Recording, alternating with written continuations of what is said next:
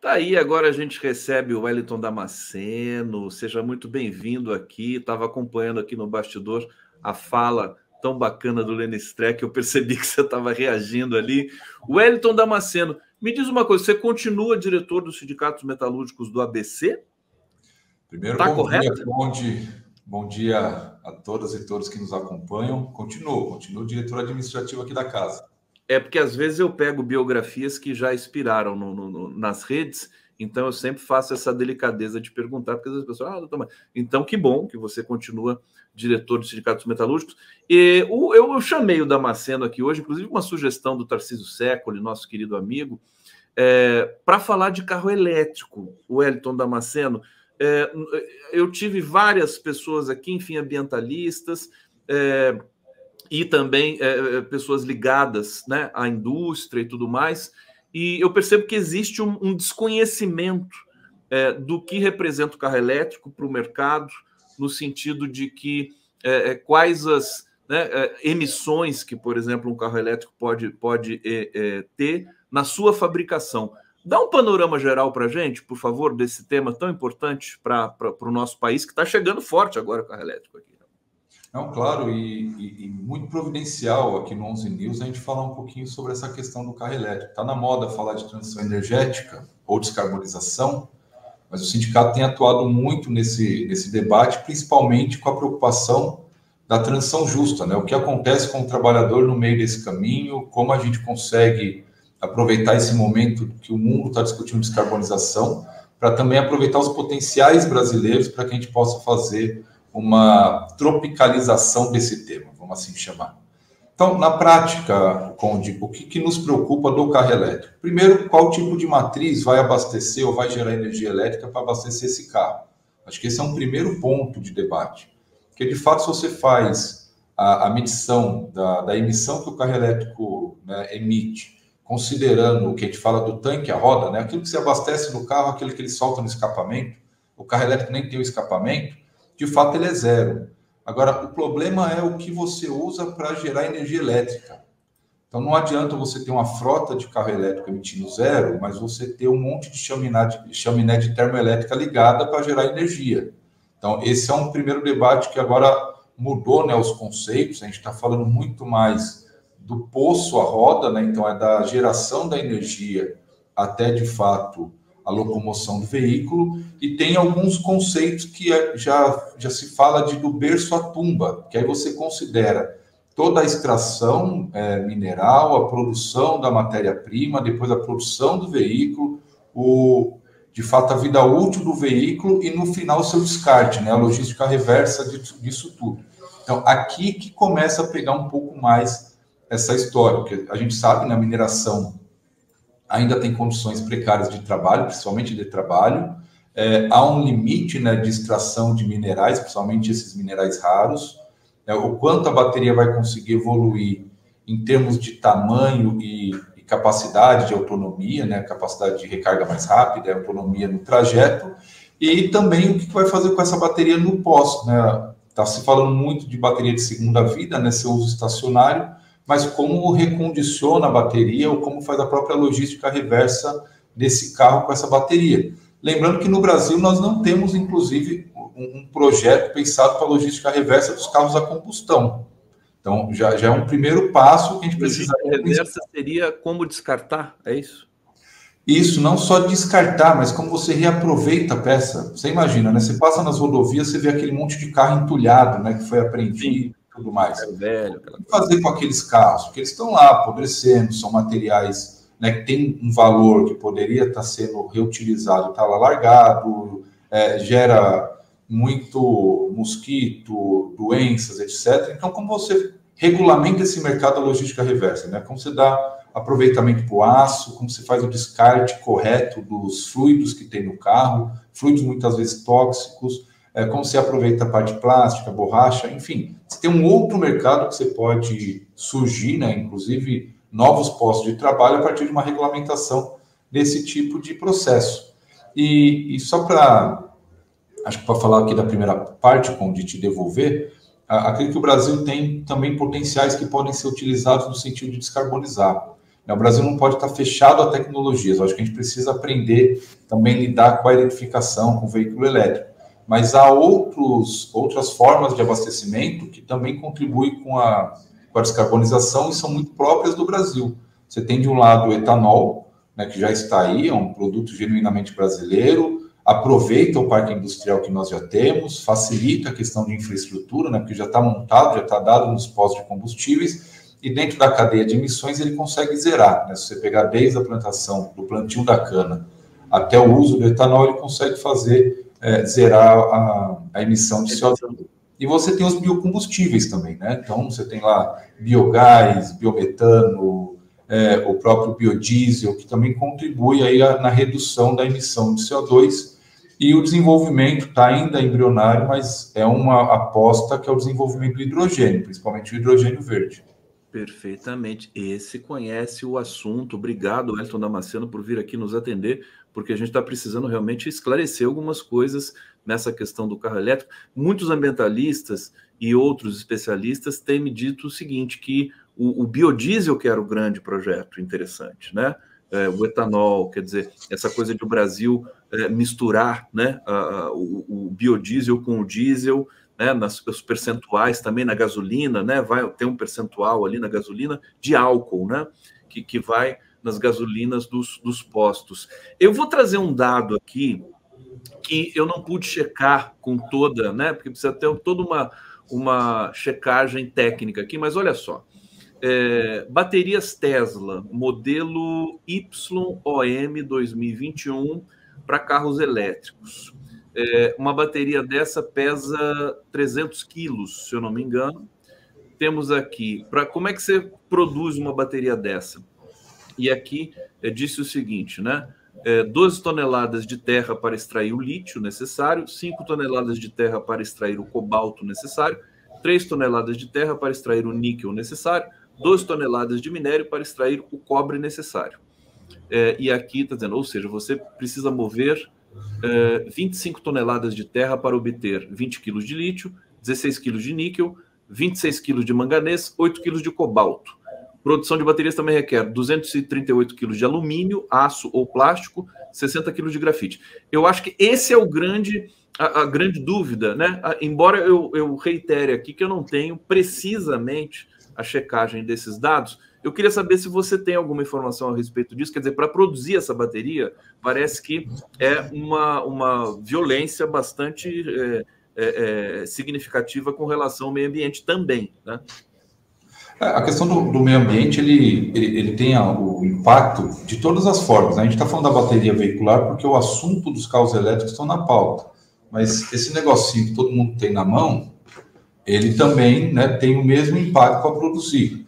Ela é menor, já foi maior, mas a quantidade de celulares que tem no mundo e a quantidade que vai haver, ele vai ter efeitos muito próximos no que a gente chama aí da movimentação ou do ataque ao meio ambiente para extrair esses minerais raros. E quando você fala de bateria de veículo, ela está competindo com os celulares, com os computadores e com todos os outros aparelhos eletrônicos que utilizam esse tipo de bateria. Veja, Conde, você vai lembrar que recentemente a gente passou por uma crise dos semicondutores, né? Aqueles microchips que são utilizados nos aparelhos eletrônicos. Parou as montadoras por conta disso, porque as montadoras não são as maiores consumidoras de semicondutores no mundo. Os primeiros são os aparelhos celulares, depois eletrodomésticos, videogames, computadores, tablets e por aí vai. A cadeia automotiva é uma parte muito pequena do consumo de semicondutores, por isso que ficaram sem, porque quem produz vai priorizar aqueles que são os maiores compradores. O caso da bateria é muito parecido, tá? O que eu acredito que a gente precisa fazer o debate, e acho que o posicionamento do sindicato tem que ser nesse sentido. Primeiro, a gente precisa ter a sustentabilidade e a preocupação com o meio ambiente, ela tem que se dar de todas as pontas. Não adianta você ter um carro que ele polui zero, mas você destruiu determinadas regiões para você adquirir os minerais daquela região. E pior, né? Você colocou trabalhadores em condições análogas à escravidão para você tirar esse minério sem nenhuma preocupação com trabalho decente. E considerando todo o processo de fabricação, desde a bateria, passando pelos carros e depois descarte, a gente precisa ter, de fato, o cuidado que todo o processo ou toda a fabricação precisa levar em consideração qual é o impacto no meio ambiente em toda a cadeia de produção e a preocupação com os trabalhadores no meio do caminho. Para o Brasil, e esse tem sido o nosso debate, a gente precisa tomar cuidado para a gente simplesmente não ser um importador não só de produto, mas um importador de conhecimento. A China tem uma estratégia muito clara e bem definida porque eles estão apostando na eletrificação. A Europa tem uma outra estratégia, tem muito a ver com a geopolítica, diminuir a dependência do petróleo ou de outras fontes de energia. Então, eles estão apostando no carro elétrico por conta disso. E agora querem empurrar isso no Brasil, que não necessariamente é uma alternativa. Ou ela pode até ser uma alternativa, dependendo do modal que a gente imaginar. Então, vamos pensar aqui, o transporte de passageiros pode funcionar muito bem a questão dos ônibus elétricos, porque eles têm percursos maiores, carregam mais passageiros, ele pode se autoabastecer durante o percurso e à noite nas garagens ainda tem a possibilidade de fazer a recarga. Agora, imagina a população brasileira, né? O endividamento que a população tem, a renda que foi perdida nos últimos anos. Um carro popular a combustão hoje, no mínimo, você vai pagar uns 85, 90 mil reais. Já é impraticável para a maioria da população brasileira comprar um carro zero. Imagina você pensar num carro a bateria, que esse custo você dobra. Então, ainda não é uma realidade para o Brasil. E isso eu estou imaginando só a compra do veículo. Imagina a infraestrutura, para onde você vai com esse carro, né? Onde estão os eletropostos para você recarregar? Você vai ficar parado 2, 3 horas para fazer a recarga? Já tem muita gente reclamando disso, né? Então, a gente precisa ter muito cuidado com que tipo de avanços que nós vamos ter. A eletrificação ela vai estar nos carros, porque quem tem carros mais novos já tem aquele sistema de start-stop, por exemplo, que quando você para o carro ele desliga, quando você acelera ele liga sozinho. Aquilo já é um mecanismo de eletrificação do carro, ele já tem algum grau de eletrificação. Você tem porque esses carros... Os parados, eles emitem muito, né? Eles emitem... É verdade. Dispositivo fantástico, eu não sabia Você disso. consegue fazer uma redução da emissão dos veículos, que o veículo emite, você consegue poupar, inclusive, combustível.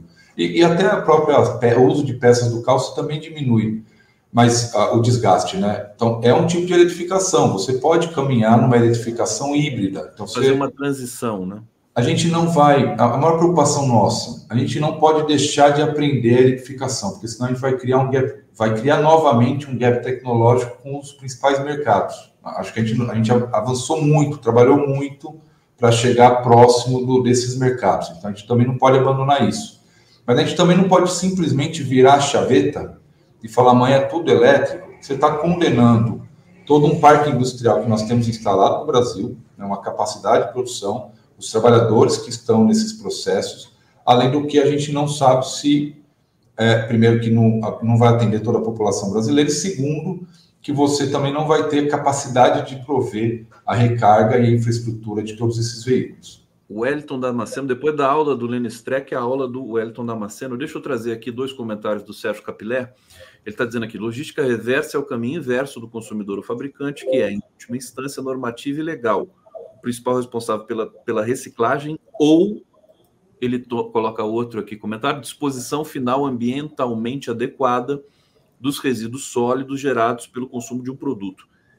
Tá? Diz tudo aqui, tá corretíssimo, né, o Wellington Damasceno. Obrigado, Capilé.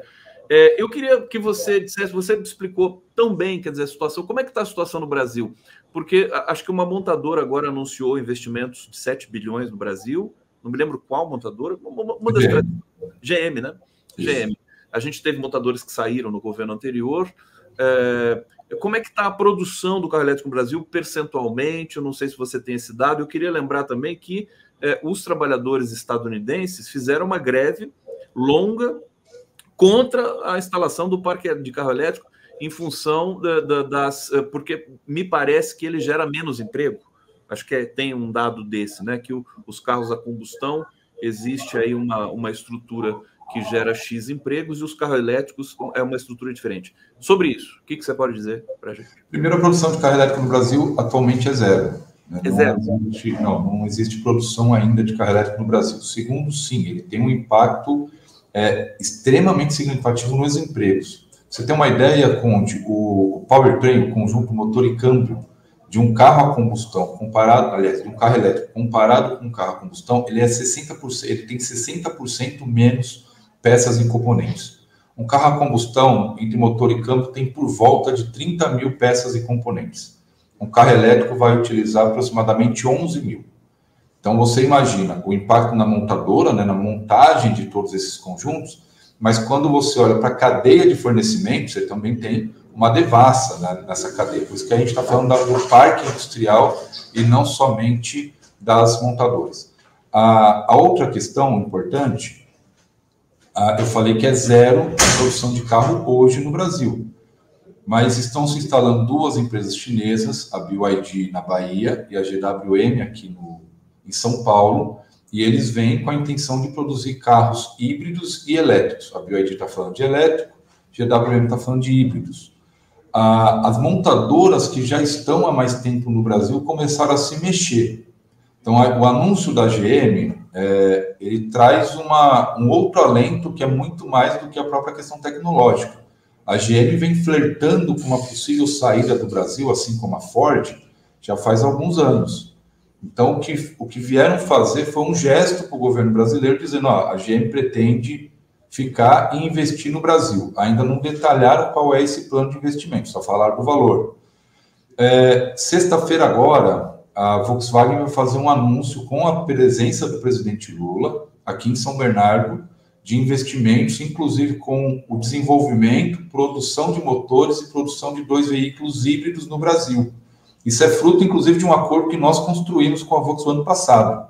A gente já vinha falando desse investimento, foi aprovado com os trabalhadores, e agora, na sexta-feira, a Volkswagen vai fazer esse anúncio. E outras montadoras, Renault, Stellantis e a própria Toyota já tem um produto híbrido aqui no Brasil, também estão se mexendo nessa direção de caminhar para o híbrido. O híbrido parece ser, para esse tipo de carro, né, carro de passeio, a alternativa mais próxima que nós temos no Brasil.